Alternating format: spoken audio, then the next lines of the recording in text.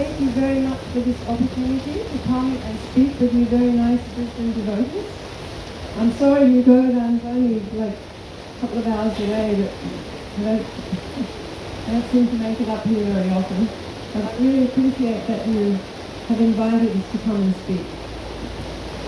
So, somehow or another, we were all blessed to have Srila Prabhupada as our spiritual master. And it's like every day, it was so far back, but every day you just can't believe you've been fortunate. And as you go on, you can't believe it even more. We got to, see and serve and be around Srila Prabhupada. It's such a wonderful thing. And it's such a blessing. So I'd like to talk about the first time of seeing Srila Prabhupada, because pretty much for everybody, the first time they saw Srila Prabhupada, after lifetimes of material enjoyment and suffering, it was the most amazing, bolt to the heart. It was such a transformation just to see Srila Prabhupada. For a start, Srila Prabhupada was so golden and so effulgent. When you first saw him, it was like the sun walked into the room. And it didn't matter how many people, whether there were thousands of people in a hall or wherever we were, every pair of eyes never moved from Srila Prabhupada. He was absolutely mesmerizing, so beautiful. And the things that would come through, even just seeing Srila Prabhupada, the first thing you realized, well, for me anyway, was that he's not ordinary. He hasn't come from this world. You immediately realize that this person was from somewhere else. Not that we could understand where that place was, but you knew that Srila Prabhupada is nothing like us. And the second thing you would notice is that he carried himself with such humility. He was so humble. At the same time, he was like an elegant gentleman. He was always spotlessly dressed. And it was such a sight to see Srila Prabhupada, and it just blew people's mind. You hear stories of people in the airport, absolutely doing a double take because they've never seen any person in this world like Srila Prabhupada. So it was such a fortune to even see him. And unfortunately in Sydney, as many times happened in Australia, they got the telegrams mixed up. This was in 1972 in April. Srila Prabhupada came, and we thought that only Vagabond was coming. And then suddenly we get a telegram that Prabhupada was coming, but nobody made it to the airport. We were all still painting, and suddenly Hari saw yelled out, "Prabhupada's here!" And everybody went into shock, and we ran out on the street and hit the bitumen on the street, and it was just the most wonderful thing. You just felt like Srila Prabhupada floated along like a golden genie. Oh, it was so far out. And as it happens, the temple president was Mohanananda, and he was so sort of taken aback and shocked that he just embraced Srila Prabhupada. Srila Prabhupada didn't embrace people usually, but Srila Prabhupada just stood there very patiently and lovingly. It was very nice. And then we went around the Glebe property, which at the time, that's what he was talking about. We had just gotten a shop, we'd organised a printing press, we had a double-decker bus, and so Srila Prabhupada, all the devotees accompanied Srila Prabhupada around, and it was so jolly, so sort of happy to see everything. And when he saw our double-decker bus, which had Hare Krishna movement, the positive alternative on it. So Srila Prabhupada went up the back stairs and looked around the bus and looked downstairs, and he said, "I could live on this." And then when we went inside to see Radha Gopinath, you must have heard the story that Srila Prabhupada, when he came in 1971, I wasn't there, they were very ill prepared. They didn't have a clue. Prabhupada said, where are the garlands? And they're like, garlands? So they're rushing up to try and pick flowers and make some garlands. They didn't know anything. But one thing was that they were told by Srila Prabhupada, you have to have 6 offerings of boga every day. So quickly they ran up early and said, what's the recipe for boga? We don't know how to cook it. So, very ill prepared. And Srila Prabhupada kind of, did the installation of Shri Radha Gopinath. So when he came back in 1972, and we had this brilliant genius, Barbie, who was like 20 men rolled into one Mataji. And she built the first rough carts, she did everything. And she was a painter, an artist, and she had made this beautiful altar for Radha Gopinath. And it was all covered with this golden velvet, and it was had mirrors all along the sides. It had a beautiful canopy, coloured canopy, and it had like Radha Gopinath sitting in a lotus. It was so beautiful, and Srila Prabhupada was just so pleased because, and then he told us at that time, he said, when I left last time, I asked Radha Gopinath that because we were all malechas, you please train these malechas within the heart how to look after you, he said, and I see that he has done that. So it was very nice. And on a personal note too, I was kind of really impressed because in those days, we didn't understand about service to Vaishnavas. I mean, you admire Prabhu as you get to shake someone out of their sleeping bag. That was being kind to a Vaishnava. So we just sort of didn't get it. We weren't very personal. Do you agree? Yes. You talk to anybody. It wasn't very personal. And then when Srila Prabhupada came in to the temple room and saw the deities, and then he saw Chitralekha, the wife of Upendra. Chitralekha was like 8 months pregnant or something. And Srila Prabhupada, he knew her from San Francisco, so he started talking to her in such a personal way. I was like dumbstruck, the way he said, oh, how are you? How is your pregnancy going? Have you been sick? And blah. You were just talking so like just to a friend. And I couldn't believe it. Of course, since then we learnt about the importance of devotees, but at that time, it was like a bit of an eye-opener for me. Bhairavi had a studio, and it was, if you look at those photos, in the back of the house, there was a veranda along the side, and that's where there were 4 brahmacharinis, myself, Rasarani, Rishab, and Bhairavi. And we slept on a veranda. There was no door. There was just some screen that was there. So Srila Prabhupada, that was Bhairavi's art studio. So Srila Prabhupada came in to see this beautiful picture that she was painting of Krishna. And unfortunately, we had petals all over the... Oh, he wasn't very happy. But he didn't say anything.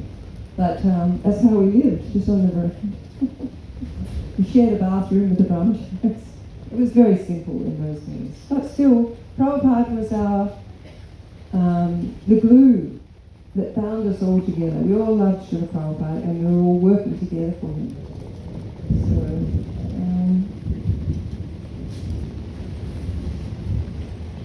So I'm going to go to Bombay now, because in January 74, I moved to Bombay, because at that time the devotees from America used to have to leave Bombay or India and go out of the country every 6 months. So it was a big expense. And Srila Prabhupada requested that the devotees from America or Canada or Britain should come. So at that time we had quite a few devotees coming. I came, and there were quite a few devotees from Canada and England. So there was a big mix in Bombay. One time I went on a program with Saurabh, who was the constructor of the temple, and he was introducing us. There were 14 of us. We just took taxis, just right in his house. And as he introduced he went, he's so-and-so from France, so-and-so, he's from Australia, he's from America. He went on to 14 people, he's from Holland himself, and not one was from the same place. It was very international. Anyway, so Srila Prabhupada was quite different in Bombay to how he was in Australia. For a start, he never wore a kurta. He was so relaxed. It was just, for me, it was like, I was so surprised. Because in Australia, he was more formal, and you couldn't go and see him in his rooms or anything. But in Bombay, he was very different, very sort of comfortable and relaxed, and he liked the climate, and he loved Hare Krishna land. He said it was his office. Mayapur was his place of bhajan. I've forgotten. Vrindavan was his home. Vrindavan is my home. Mayapur is my place of worship, and Bombay is my office. So, okay. So when Srila Prabhupada, when any guests, we had darshans on the roof. You might have seen the footage. Every day you could come, and sometimes you'd come and there'd be nobody there, maybe, someone family from the Prabhupada, you'd just come and sit, maybe ask a question or wait till more devotees came. That was very casual. And when many reputable people would come from Bombay, some film stars, politicians, they would come, and Srila Prabhupada was always so polite and respectful. Oh, hey, busy, okay. He would always be really welcoming to them. But it did not take long. Srila Prabhupada had this art of turning the conversation to Krishna very quickly, and then he would start preaching. But they just loved him. Everybody loved Srila Prabhupada. Now I have to say that in his lectures, at least in Bombay, I don't know if you've heard all the Bombay lectures, Srila Prabhupada could be really heavy on the Indians, because a lot of them weren't, they weren't following Vaishnava principles. So Srila Prabhupada was very good at getting on their case in the lectures. But face to face, when he would meet people, he was always so courteous and polite and such a gentleman. It was beautiful to behold. And another thing about those darshans, I have to say, is when we were with Srila Prabhupada, when you're with an elevated person who is very potent, they have the automatic ability or punya or purity to be able to lift everybody up. So when we would be in those darshans, or even with Srila Prabhupada any time, but especially I noticed in the darshans, you might be at loggerheads with somebody, you go into those darshans and suddenly you just felt like, this is a spiritual world, because Srila Prabhupada was there, and Srila Prabhupada is an integral part of the spiritual world, and you just felt that. And all these nonsense things that you might have, bodily concept, everything, it just sort of slipped away. Of course, to our shame, we took it up again when we left. But anyway, during that time with Srila Prabhupada, you could just be completely absorbed and above that bodily concept.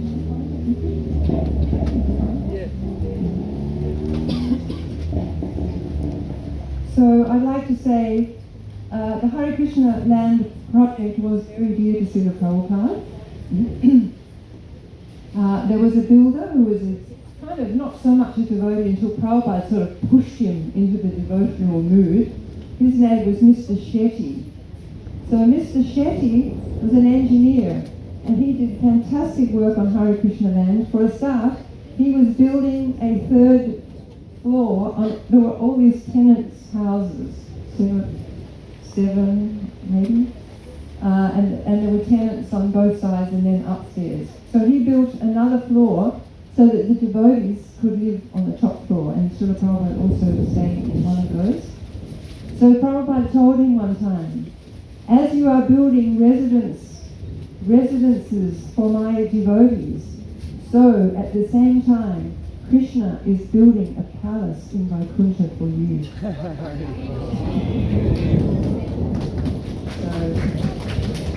To the end of his life, he remained a very faithful devotee, and he had a very auspicious path of passing Mr. Shetty, as you would imagine.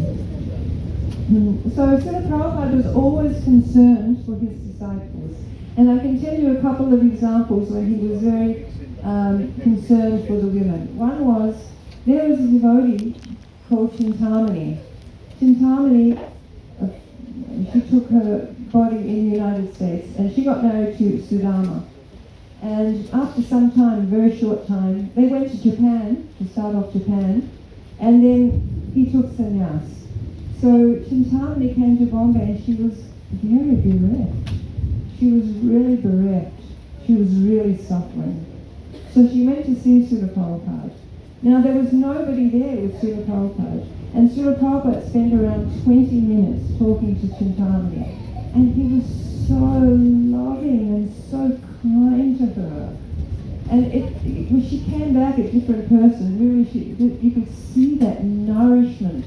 That time with Srila Prabhupada where he nourished her, you just could see that. And he really felt for her that she's a young woman, she's probably early 20s, and she doesn't have a husband, and Vedic thing is not to remarry. So he had these Jagannath duties. Someone had given him some Jagannath duties. So he gave Chintamani these duties, and he said to her, you should make Lord Jagannath your husband, and you should make Subhadra and Balaram your children, and you will always be very happy. To this day, she still worships Jagannath, Baladev, and Subhadra Devi. So he was very loving and kind, and I'll give another example, but I don't want to mention the name. But there was a devotee, she was married, she was suffering all her life from mental illness. And she was Indian-bodied, she was married to an American-bodied devotee. They came to Bombay, and she was really suffering, They used to take her to the hospital, she'd have electric shocks regularly. It was really terrible. So she was in a lot of distress. And so Srila Prabhupada, she went to see Srila Prabhupada. And Srila Prabhupada was once again so kind to her, because let me tell you, this devotee was very Krishna conscious. When she would talk to you, she'd be confused and stuff, but she'd always be talking about Krishna pastimes, and she was very sincere, but she had these mental health issues. So Srila Prabhupada was very, very kind to her, and he suggested, I want you to chant 64 rounds a day. You chant 64 rounds a day, don't do anything else. You don't have to do anything else. Please chant 64 rounds a day. So she started chanting these 64 rounds, and within a short time, she was fine, and she hasn't had those mental health issues for the rest of her life.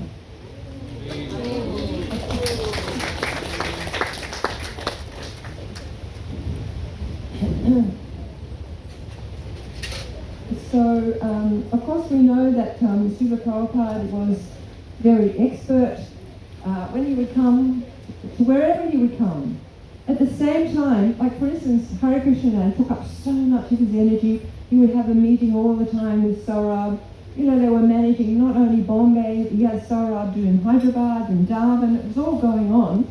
And Srila Prabhupada was supervising at the same time. They were trying to buy land in Maithil, what to speak of all around the world. How one man could, it's just not possible for one man to do what Srila Prabhupada did. But, he was so expert in everything he did. I don't know if any of you have read the book, I'll Build You a Temple, the story of Bombay, because Srila Prabhupada promised Radharasa Bihari, I'll build you a temple. And the whole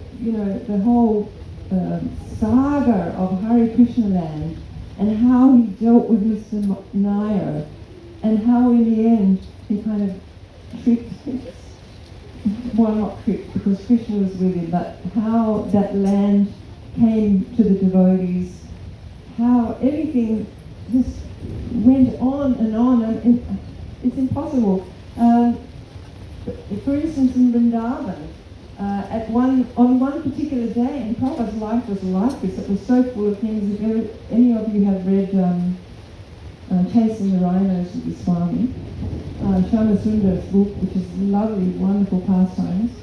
One time Srila Prabhupada was in Vrindavan, and a lady, Mrs. Sarak, had said that she would donate the land which was in our Vrindavan temple now.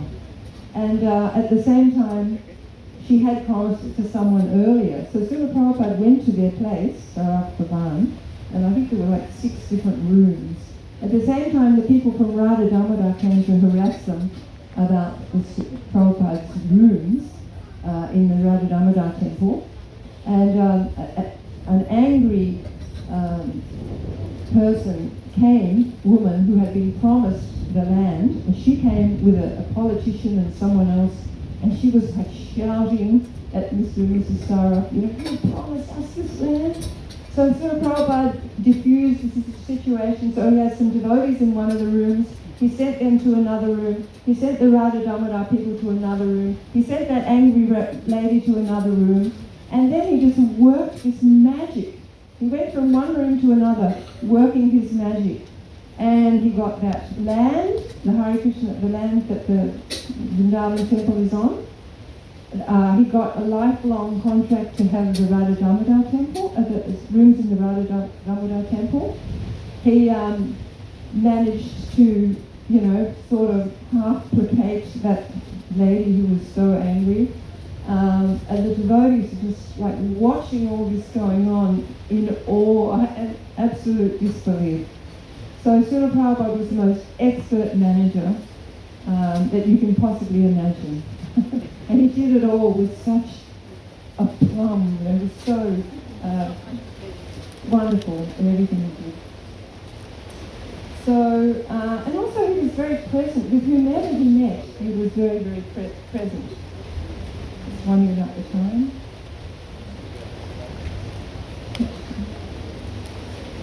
15 minutes before the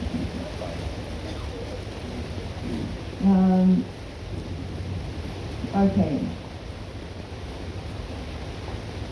Okay, I'm going to tell you about the last... Oh, another thing with Srila Prabhupada, if you've watched the Prabhupada Memories, which I can recommend, they're just wonderful, pretty much everybody will tell you that Srila Prabhupada knew what you were thinking. It was like absolutely amazing. I've got a couple of little examples for you. One time, Srila Prabhupada went on his morning walk. One time when he went on his morning walk, we were there with our mops and buckets and things ready to go. And Prabhupada said, "All glory to the gopi devotees." It was so nice. Anyway, one time he came back from the morning walk and I was standing at the kitchen and Prabhupada was walking right past around to the temple. And when he got directly across from me, I was thinking, oh, I wish Prabhupada would look at me. I wish he'd just look at me. And Prabhupada turned his head.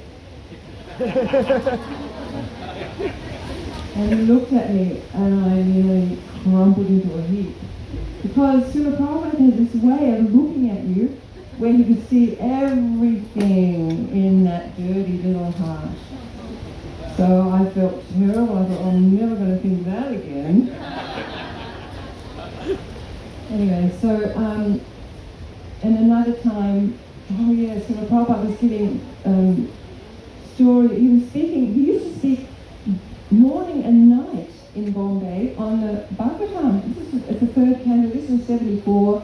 He was there for a long time. He was there for like nearly 8 weeks in Bombay at that time. And he was speaking on Devahuti and how she became so thin and wasted, but she was just serving her husband. She didn't care if she looked, how she looked. She wasn't after fine clothes and stuff. And there was me in that particular lecture. The life members had bought all these saris, and I ended up with the first silk sari I ever had in my whole life. So I thought I was pretty good. It was red, and I was pretty happy because when I joined up, you just had to go out and get 6 meters of 45-inch cloth, saffron cloth, and you had to wrap it around you, and it was all uncomfortable. Suddenly I had this beautiful red silk sari, so I was very happy, you know. And then Srila Prabhupada, when he was giving the class, he was talking about Devi Huti, he said, and he looked right at me, and he said, so we should not be attached to opulent clothing.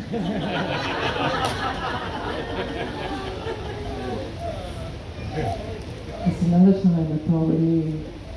And then another time I was used to make Prabhupada's vases and take them up at 11 o'clock to his rooms, and he would never be there because that's when he was having his massage on the roof. So I went up at 11 o'clock. Oh, this day I was thinking, Prabhupada doesn't even know who I am. You know, he's got all these Palika and Dharashakti cooking for him and doesn't know who I am. Anyway, I went up with these 2 vases just to put them like I did each day on his desk. And Srila Prabhupada was in the room. And I was like, and I brought the vases in and I offered obeisances and I started backing out kind of in fear because I've been thinking these thoughts. Anyway, in Bombay we had these pictures, large pictures of the disciplic succession going along the wall. And when we would clean Srila Prabhupada's rooms, we would move the garlands from one picture to another, to another, to another. As the fresh garland from Srila Prabhupada from that morning, he would take it, when he came up to his rooms, he would take off the garland from when he'd given class and he would put it around the picture of, it might have been Kishori, or it was Chicago Beauties, I'm not sure. He would put that on his desk around this picture. And then the next day we would take it and we would put it on Srila Bhaktisiddhanta. And the next day we would take it and we would put it on Srila Gaurkishore Das Babaji. The next day we would put it on Srila Bhaktivinoda Thakur. And this was like really hot in Bombay. And then after that we could take it. So I had on this dried up old garland, which had been gone down all the pictures, around my neck when I went up and took the vases. So Prabhupada, as I was sort of backing out, so Prabhupada said, "Oh, where from you got this garland?" And then he laughed because he knew where I got that from. And he said, "Here, you take this one." And he leant down to his desk and he gave me the fresh garland from his desk. So I was very, very happy. And I thought, I'm never going to think that again. Because Prabhupada loved us all, you know, big or small. And he said that to Gurudas on the train one time when Gurudas was feeling rather special. He said, "I love all my disciples equally." Anyway, I was going to tell you about the last time I had darshan. It was in 77 and Srila Prabhupada had come to Bombay and he was unwell and hadn't been eating and he was very frail. So he wasn't coming down, no classes, nobody got to see him. Giriraj and a few people could go and speak to him. Other than that, nobody got to see Srila Prabhupada at this time because he was too sick. So a life member that I was preaching to, we called it cultivating the life members. So I was like cultivating this life member. He was very well known, very wealthy, industrialist, but very pious, as most of them were. And he came to see Srila Prabhupada, and I met him, and he said, "I want to see Swamiji." I said, "Oh, Prabhupada's not seeing anyone. He was very unwell." And he said, "No, Swamiji knows me very well." And I said, "Yes, but he's not seeing anybody. He's very sick." And then Tamal Krishna Maharaj was like the secretary, and he was outside at the desk. And I said, "Well, I'll ask." "Okay, I'll ask." He said, "Yes, you please ask." So I went to Tamal Krishna Maharaj and said, I forget his name, can Mr. So-and-so come and see Srila Prabhupada? And he said, oh, Prabhupada's not seeing anyone. He's not seeing the devotee, he's not seeing anyone. And then the life member was asking, oh, yes, Swamiji knows him so well. So Tamal Maharaj said, all right, well, I'll just go and ask Srila Prabhupada, okay? So he went in to ask, and he came out and he said, you can go see him for 10 minutes, light chit-chat. So in we go, and then he said, and I was happy for him. And then Tamal Maharaj said, and what do you, I said, well, I've been cultivating him. He said, you can go in too.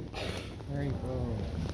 So that's in Prabhupada's new quarters because he'd moved in. And if you want to know when he moved in, it was really amazing. He came along and it wasn't finished. The marble still wasn't finished. And we were going around to the old, he was being taken around to the old place where he lived on the third story of the flats, not the beautiful place that he lived at the end. And Prabhupada said, why are you taking me here? Take me in there. And they said, but Prabhupada, it's not finished. Take me there. So, I can't even remember if the lifts were finished at that time, but Srila Prabhupada came up and there was like this slushy stuff on top of the marble. But there was one area of the room that was a little higher, and Hari Sori just put down a chadar, and Srila Prabhupada sat on the chadar, and we had this fantastic Guru Puja. We were all jumping up and down in the slush, arms up, we were all really happy, and Prabhupada was smiling, he was really happy. And so they had to finish it because Prabhupada was there. But Prabhupada knew how to get everybody going. Anyway, this was in 77, so he was in those beautiful new quarters. So I sat by the door, offered obeisance, sat by the door, and that life member went beside Srila Prabhupada's bed. And Srila Prabhupada was sitting on the bed, and he had no top on at all. He just had a lungi or dhoti. And he had a pillow sort of across his knees. And so, to tell you the truth, for most of the conversation, I was like in shock at Srila Prabhupada's body because it was like there was no flesh. There was no flesh on the bones. It was like just bones. You could everything, all the rib, everything was just like, I was just thinking, he'll never leave here. He's too ill to even, how can he be alive even, So I was kind of like, for the whole thing. Anyway, that man started to say, oh, Swamiji, he built the temple facing the wrong direction. It should be facing east. And Prabhupada said, wow. He said, Prabhupada said, you should come here and help these boys and girls because they don't know these things and you know these things. And as it happens, we have this worldwide movement and you should come and join us. We are preaching in every country. And then Srila Prabhupada, just from that kind of frail sort of, the way he was sitting, he just became a lion. And he preached, forget about the 10 minutes, 20 minutes went past and Prabhupada just preached. It was so fantastic. It was so mind-blowing for me. I thought two things at that time, that Krishna's teaching me two lessons. First of all, no matter what situation we're in, we should preach. If there's someone to listen, then we should preach because that's what Prabhupada wants. And that's what he's doing with his life. And the second thing I really kind of realized, he's not that body.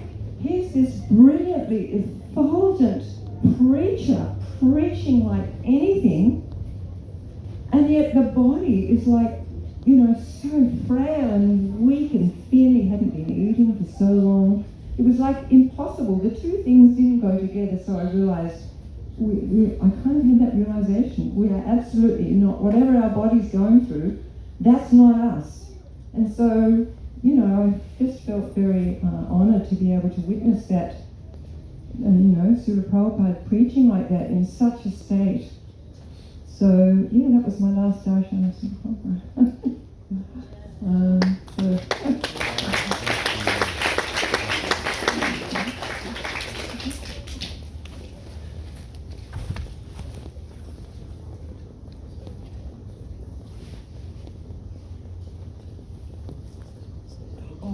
right now, to sitting with me now. Okay, 5 minutes to sitting with me. Okay, we do this in Yugovardhan. It's kind of like setting the scene for Srila Prabhupada's departure because we are about to, have Pushpanjali. So in Vrindavan, in 1977, in November, of course, Srila Prabhupada came to leave his body.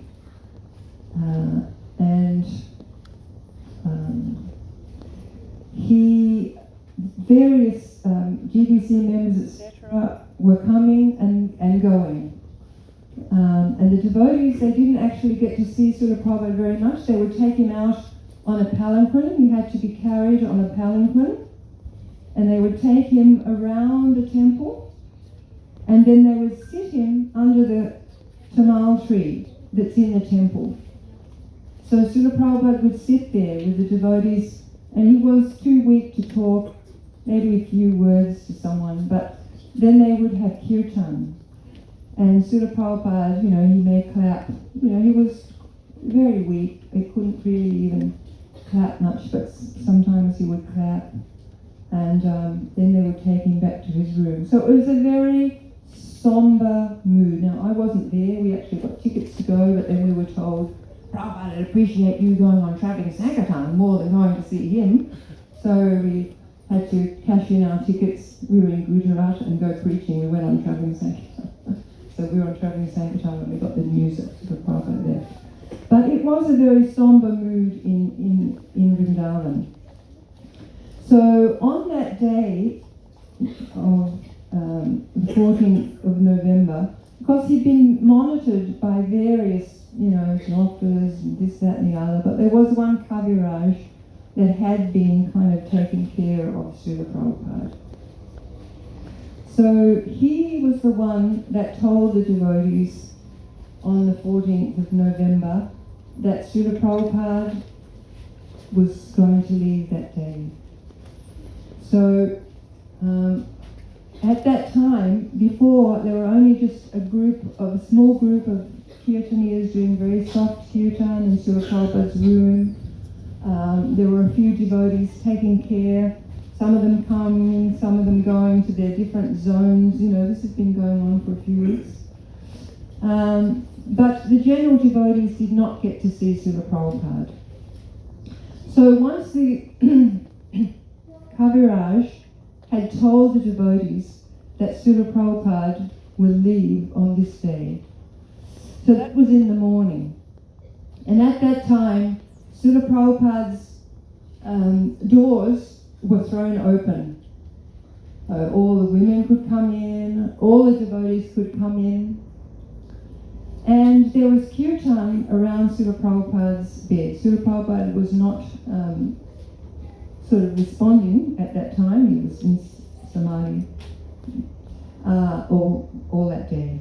But the devotees were very desperate, because nobody at that time, you can ask anybody, nobody could imagine this movement or the world without Srila Prabhupada.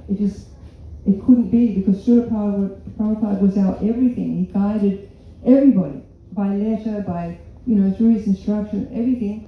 So everything was very, Prabhupada was integral to everything. And suddenly, we get this message, the devotees got the message that Srila Prabhupada was going to leave. So it was very heart-rending for all the devotees, heart-rending. They were actually, some devotees were like massaging Srila Prabhupada on the head. There were other devotees massaging his feet. The devotees were having kirtan. Kirtan went on all day in Srila Prabhupada's rooms. And it was a very intense prayerful, like fearful. Everyone was fearful what would happen when Srila Prabhupada goes. Nobody could imagine the movement going on without Srila Prabhupada. So there were a lot of emotions running high at that time in Srila Prabhupada's room. And that went on all through the day. And, the devotees couldn't even really talk to each other about it because it was such a... their hearts were so kind of caught up in these feelings for Srila Prabhupada and the feelings of fear and desperation not to let Srila Prabhupada go. But, they could understand by logic, but they couldn't understand by their heart that they had to let Srila Prabhupada go. So, actually, as it became more and more intense, and Srila Prabhupada, we know he left by the mouth, the soul left by the mouth. The devotees saw that. And then there was this outburst and outpouring of emotion. There were devotees, my friends were there were two friends in the room, and they told me that there were devotees smashing their heads on the walls. They were just like on the ground, some of them crying. There was so much emotion in that room, and devotees just didn't really know how to express that emotion because they just couldn't imagine Srila Prabhupada not being there. So then Srila Prabhupada's body was bathed and he was taken into the temple, and they sat, this is the part that always amazed me, they sat Srila Prabhupada on the Vyasasan, Srila Prabhupada's body, and they did Guru Puja to Srila Prabhupada's body. Can you imagine? And then Srila Prabhupada was taken up the next day all around Vrindavan to all the 7 temples, and people were just like throwing themselves in front of Srila Prabhupada's palanquin, and there was even the big buses were like crying and throwing flowers, and so it was all very filled up with emotion. And then that second day they did the Samadhi. Narayan Maharaj came and he'd already agreed with Srila Prabhupada he would do it, and they put Srila Prabhupada in Samadhi in that backyard. But I always think that our loss was the gain of all the Goloka Vrindavan residents. As we were smashing our heads and gnashing our teeth, all through the planetary systems, Srila Prabhupada was going back to Goloka Vrindavan. So all the residents from all the higher planets, just imagine them throwing flowers and dancing and singing and celebrating Srila Prabhupada going back to the spiritual world. It's just a wonderful kind of meditation that we lost Srila Prabhupada, but they gained, they got to give accolades to the person who'd done what nobody else could do, which is spread Krishna consciousness to the Malechas, in the West. It was a miracle. So he was taken back, and there must have been so much glorification of Srila Prabhupada, and then of course he's reunited with his eternal Lord, and all the devotees, Srimati Radharani and all the devotees in Goloka Vrindavan. So, thank you so much for this opportunity. All glories to Srila Prabhupada.